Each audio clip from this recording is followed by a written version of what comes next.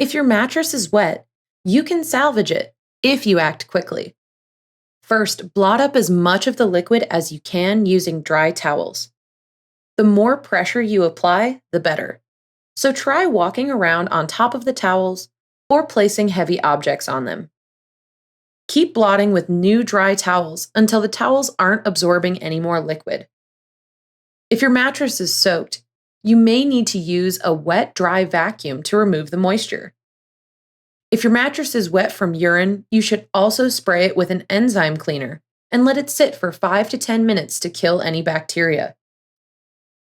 Hydrogen peroxide or vinegar will also work in a pinch. For a really soaked mattress, you can also press baking soda or clean kitty litter into the top of the mattress to absorb some of the liquid. Let that sit for up to 12 hours, then vacuum it off. Once you've dried your mattress as much as possible, spray equal parts rubbing alcohol and water over it to prevent mold and mildew. Then move the mattress outside into the sun to finish drying if you're able to.